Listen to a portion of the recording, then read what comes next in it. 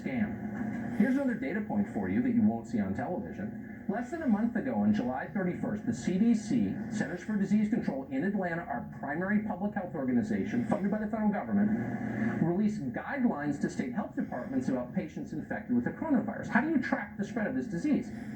In a footnote in the release, the CDC acknowledged that researchers lack evidence that, quote, masks offer any protection against coronavirus, any, at all.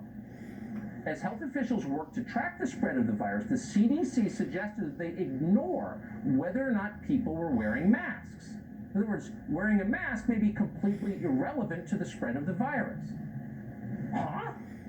So there is still no proof that masks protect us against COVID-19? That is apparently the conclusion the CDC reached. It's not something Trump tweeted. The CDC put that in a release to the states. It seems like a blockbuster story. Why isn't that on page 1 of the New York Times? Why is the entire media, the entire leadership class of the United States of America ignoring this? Masks are obligatory. They're mandatory everywhere. Just the other day, Joe Biden announced that if he's elected, you will be required to wear a mask when you're alone outside. What is going on?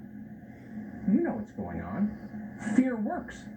The more afraid you are, the more you will accept. Again, a feature of human nature. The more cut off you are from your family and your friends, the more power they have to control you. This is an election year. Democrats want to win in November. The virus is their main shot to win. Nobody disputes that who's looked at the numbers. They're using fear of the coronavirus to achieve that. For example, polling places. They would like to close more of them. Why? To force a vote by mail. Why?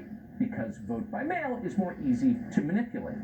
The latest coronavirus relief bill the Democrats are pushing would bring ballot harvesting to every state. What does that have to do with defeating the virus? Nothing. It's not science, it's politics.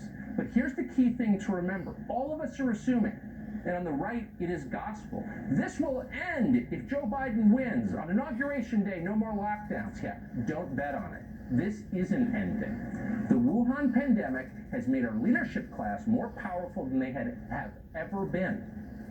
Why would they relinquish that? The only politician in America who has ever given up power voluntarily is George Washington, and they're toppling his statues.